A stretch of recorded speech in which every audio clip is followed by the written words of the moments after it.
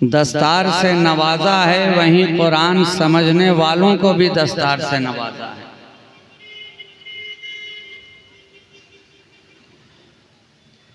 पढ़ाने वाले भी आपके दरमियान हैं और असरार और रुमूज को समझाने वाले भी आपके दरमियान हैं।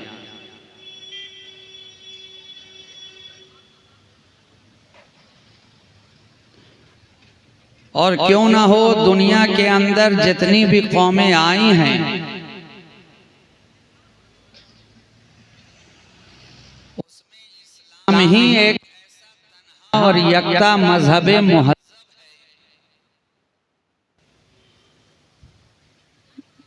जिसने दुनियाए कायनात के अंदर सबसे पहला सबक, सबसे पहला लेसन, सबसे पहला चैप्टर, सबसे पहला अध्याय, सबसे पहला बाब अगर पढ़ाया है और दर्स दिया है तो वो इल्म का दर्स है।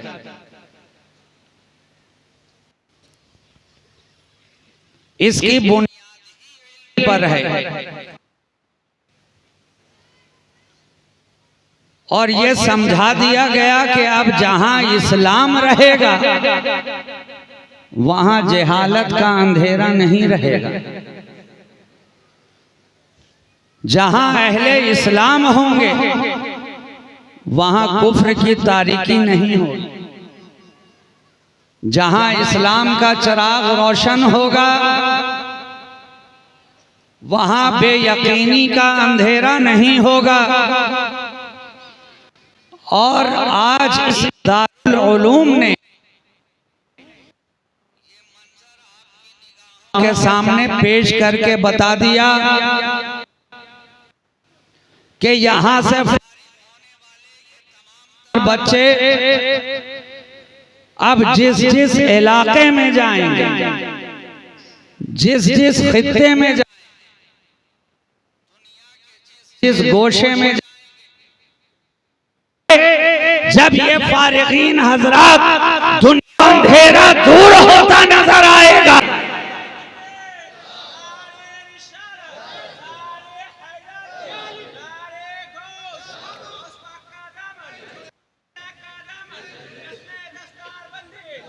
इदारे ने 1000 चीजें हैं, लोग अलग अलग चीजों खुद को सजाने के लिए करते हैं, खुद को संवारशिंदा करने के लिए करते हैं, मगर ये दारुल उलूम कादरिया ने इन्हें सजाया है तो दुनियावी चीजें बिकने वाली चीजों के साथ आरास्ता नहीं किया, बल्कि सजाया है तो इल्मे दीन से इन्हें सजाया है, संवारा है तो इल्मे कुरान से इन्हें संवारा है, सजाया है तो इल्मे शरीयत से इन्हें आरा समाज को इसी रोशनी से सजाते भी नजर आएंगे।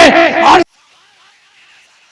सुभान अल्लाह, नारे तकबीर, नारे रिसालत, नारे हैदरी, जलसाए दस्तारे बंदी, नारे तकबीर। उस इल्म से इन्हें आरास्ता कर दिया कि जिस इल्म के बराबर दुनिया का कोई इल्म नहीं हो सकता।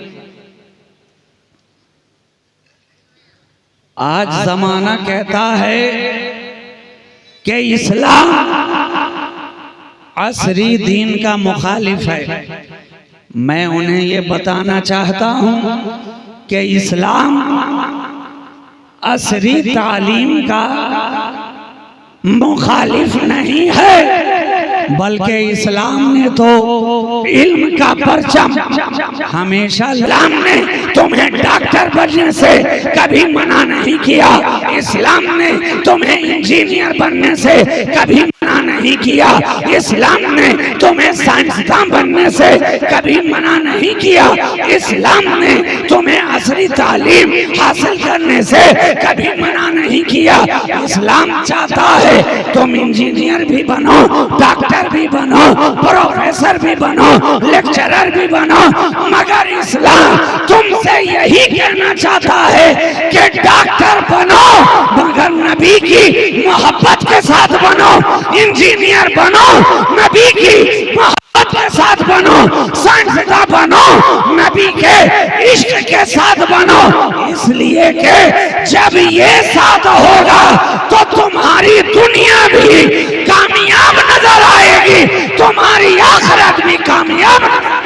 सुभान अल्लाह, नारे तकबीर, नारे रिसालत, नारे हैदर। चाहे तुम किसी भी तालीम से खुद को आरास्ता करो मगर मोहब्बत रसूल, इश्क मुस्तफ़ा जो हमारे ईमान की बुनियाद है, रूह ईमान है,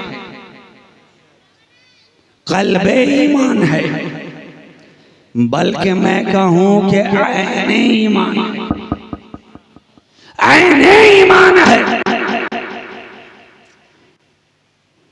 कुरान तो ईमान बताता है इन्हें, ईमान ये कहता है मेरी जान है,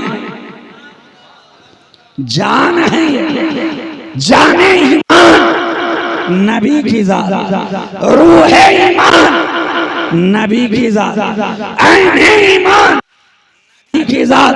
तो इस्लाम यही बता रहा है कि चाहे तुम टेक्नोलॉजी से आरास्ता खुद को कर लो मगर जो रूह ईमान है उसे भुलाया ना जाएगा, जो जाने ईमान है उसे, मगर ईमान के साथ इंजीनियर हम बनेंगे, मगर ईमान के साथ टेक्नोलॉजी में हम आगे बढ़ेंगे, मगर ईमान के साथ, और ईमान नाम है मोहब्बत रसूल का। क्या पता चाहे कुछ का दामन हाथ से जाने न पाए, मोहब्बत रसूल का दामन हाथ से छूटने न पाए। यही तो वजह है इन्होंने इश्क मुस्तफा से, इल्मे रसूल से अब खुद को आरास्ता कर लिया है। तो ज़माने आगे रहेंगे वो इनके नजर आए। ये इस इल्म की बरकत है, बरकत है कि अब जमाने का बड़ा से बड़ा इंजीनियर हो, लेक्चरर हो, प्रोफेसर हो, चाहे चांद पर पहुंचने की तालीम देता हो, टेक्नोलॉजी बताता हो, मगर जो इल्म इन्होंने हासिल, जब कहीं भी वो मस्जिद में आएगा ये आगे इमामत के मुसल्ले पे होंगे, वो इनके पीछे नजर आएगा।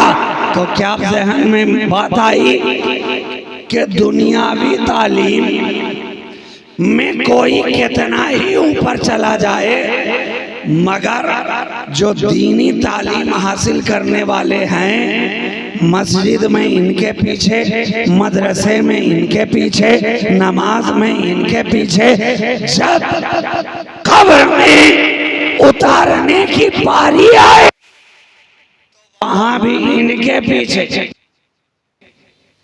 क्या पता चला और जमीन के जब नीचे जाने की बारी आई तो इनके पीछे।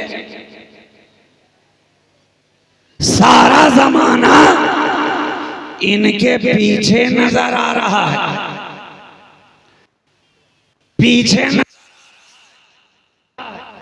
और दुनिया कहती है इस्लाम आज सबके पीछे नजर आ रहा है। अब ये बात मानने वाली कहां से हो सकती है कि दुनिया कहे इस्लाम सबके पीछे है, सबसे पीछे है, जबकि हम तो देख रहे हैं कि दुनिया वाले अहले इस्लाम के पीछे नजर आ रहे हैं, अहले इस्लाम के पीछे नजर आ रहे हैं। उनका पीछे रहना ये बता रहा है कि इस्लाम पीछे नहीं है बल्कि उनका नजरिया पीछे है। इस्लाम पीछे नहीं है बल्कि उनका ख्याल पीछे है। इस्लाम पीछे नहीं है बल्कि उनकी सोच पीछे है। इस्लाम पीछे नहीं है, बल्कि उनकी फिक्र पीछे है। अरे इस्लाम तो इतना आगे है, इतना आगे है कि आज 1400 बरस बाद अहले ज़माना चांद पे जाते नजर आ रहे हैं। कल अहले इस्लाम ने 1400 बरस पहले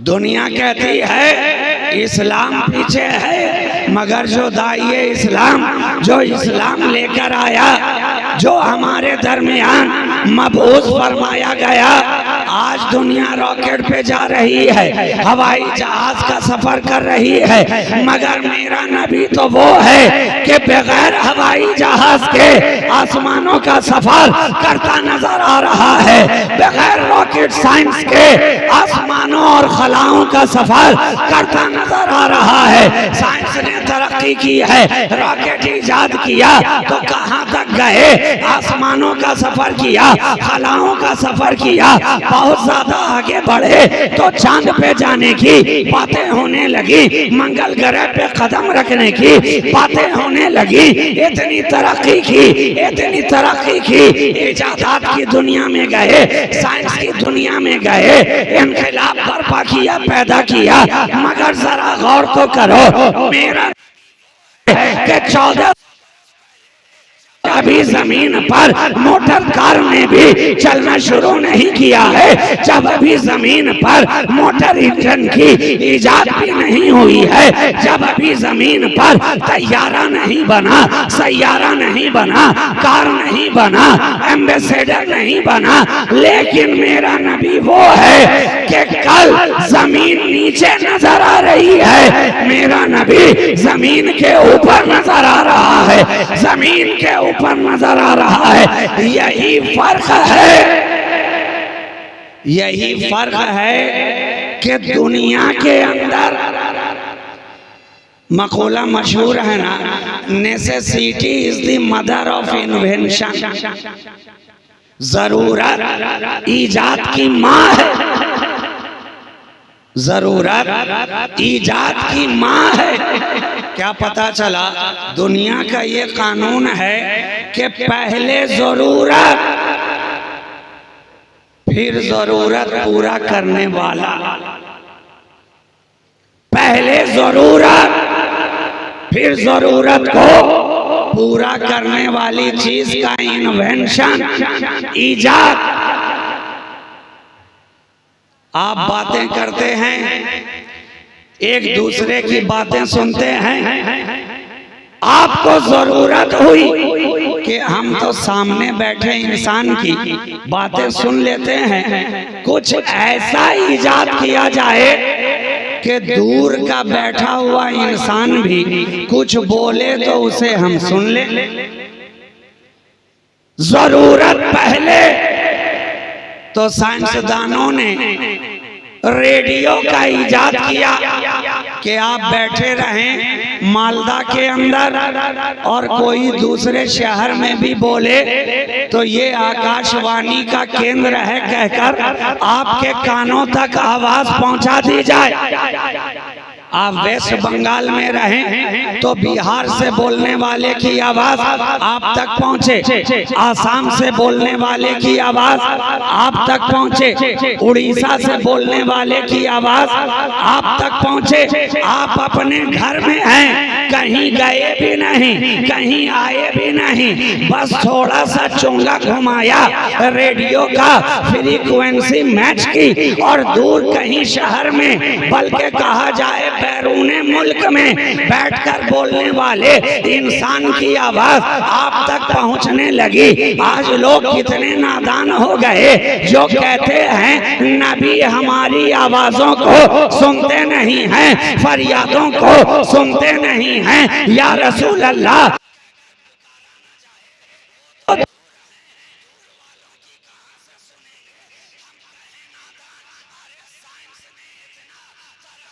लिया है कि दूसरे मुल्क में वाला जब कोई बोले तो यहाँ रेडियो पर बैठकर सुनने वाला सुनता नजर आता है। तो जब साइंसी आले के अंदर इतना पावर है कि यहाँ बैठकर आवाज वहां पहुंचा सकता है, तो मेरे नबी की समात के अंदर कितना पावर होगा कि यहाँ बोलने वाला मदीने में रहकर मेरा मुस्तफा क्यों न सुनेगा।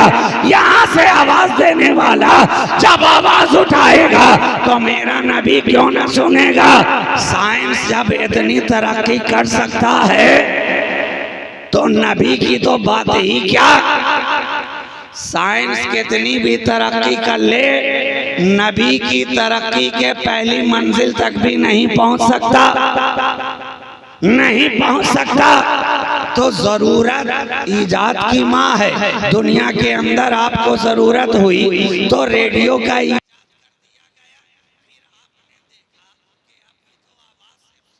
पड़ रही है। क्या अच्छा होता कि बोलने वाले को सुनते भी देखते भी। क्या बेहतर होता कि सुनते भी देखते भी। जरूरत हुई आपको तो साइंस ने तरक्की की तो टेलीविजन का इजाद हो गया। अब आप शहर में बोलने वाला बोल रहा है तो आप उसे सुन भी रहे हैं, देख भी रहे हैं। जमाना गुजरता गया, साइंस तरक्की करता गया, जनरेशन बाय जनरेशन काफिला आगे बढ़ता गया। आपको फिर से जरूरत महसूस हुई कि अरे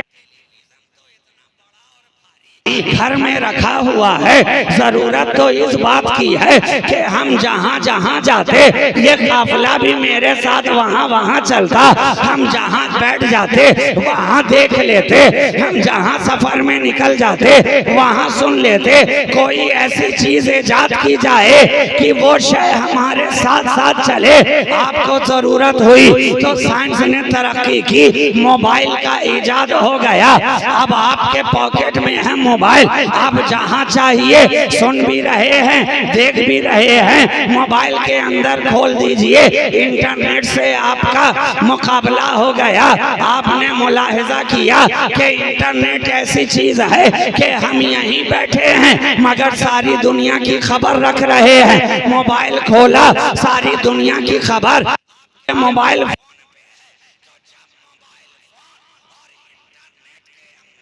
वो सलाहियत है कि सारी दुनिया की खबर रख सकता है। तो क्या मेरे नबी में इतनी सलाहियत नहीं है कि वो सारी दुनिया की खबर रख सकता है। आपको होती गई, इन्वेंशन होता गया, जरूरत आपको होती गई, इजाद होता गया, एहतियाज आपको होती गई, नई नई चीजें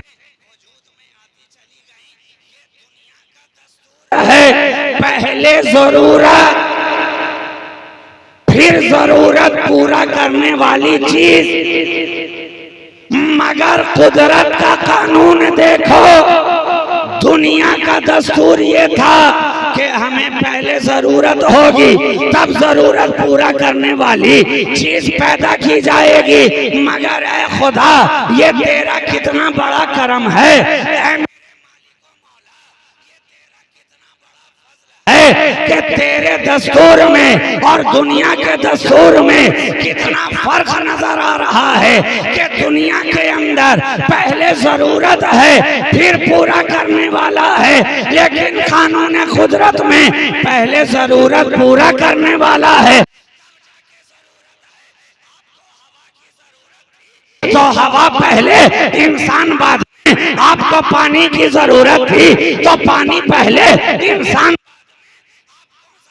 जरूरत थी तो जमीन पहले, इंसान बाद में। आपको रहने के लिए आसमान के शामियाने की जरूरत थी तो आसमान पहले, इंसान बाद में। आप इंसान बाद में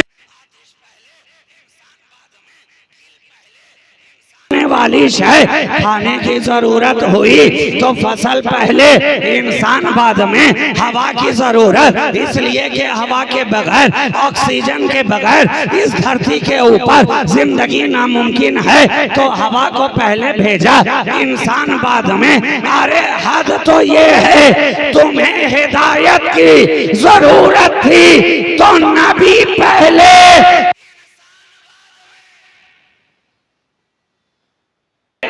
इंसान बाद में, ताकि दुनिया के अंदर आने वाला एक इंसान भी कल रोजे हश्र ये शिकायत ना कर पाए कि ऐ खुदा तूने हमारी हिदायत के लिए कुछ इंतजाम ही कहाँ फरमाया था, हमें कोई हिदायत देने वाला था नहीं, तो हिदायत पाते कैसे, हमें कोई बताने वाला था नहीं, तो हम समझते कैसे, हमें कोई चलाने वाला था नहीं, तो हम पीछे चलते कैसे, हमें कोई तालीम देने वाला था नहीं, तो हम कैसे समझते।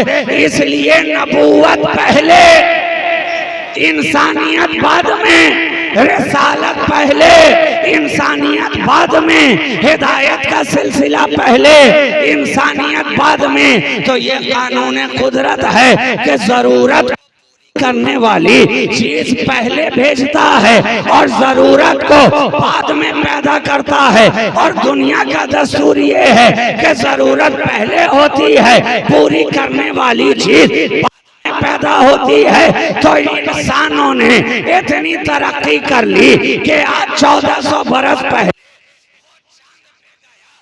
लेकिन शबे मेराज खुदा ने दिखा दिया कि ऐ जमीन ये न समझना कि मेरे नबी को तेरी एहतियाज है, ऐ आसमान ये न समझना कि मेरे मुस्तफा को तेरी जरूरत है। इसलिए कि जो बाद में आता है वो पहले वाले का मोहताज होता है, जो बाद में आता है पहले वाले का एहसान होता है, जो बाद में आता है पहले वाले का एहसान होता है।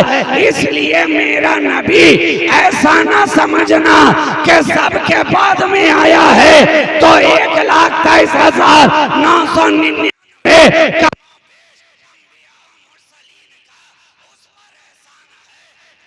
नहीं, हदीस कुदसी में ये वाज़ेह कर दिया गया कि आया बाद में है, बनाया गया सबके पहले।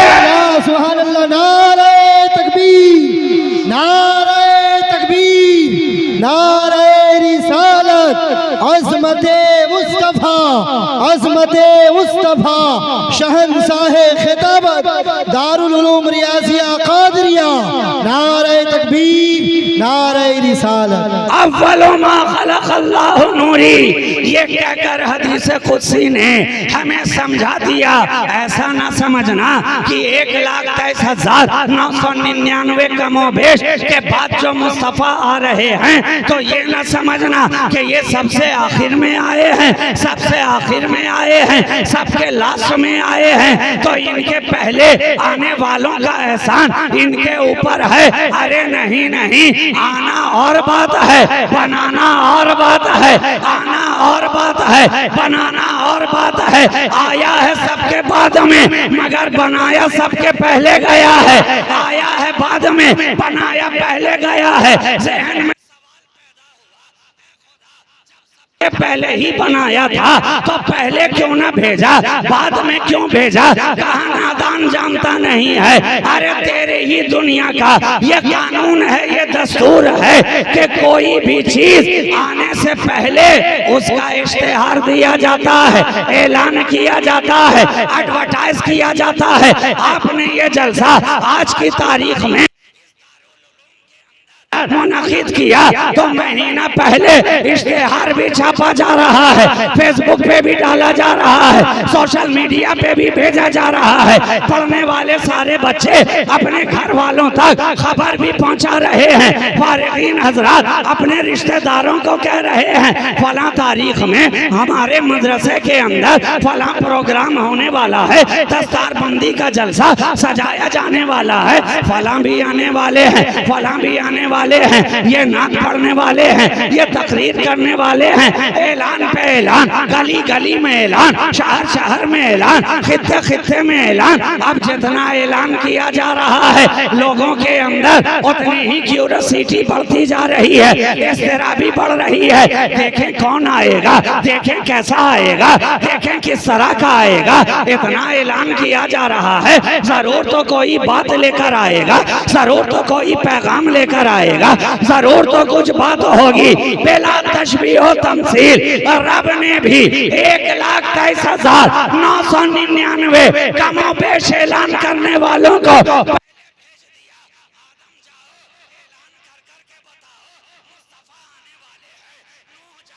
ऐलान करके बताओ नबी आने वाले हैं, ईसा जाओ ऐलान करके बताओ मोहम्मद आने वाले हैं, रूहुल्लाह जाओ ऐलान करके बताओ मुस्तफा आने वाले हैं, नबी जाओ ऐलान करके बताओ रब का वो चहीता आने वाला है, रब का दुलारा आने वाला है, रब का महबूब आने वाला है, रब का हबीब आने वाला है। अब सारी दुनिया है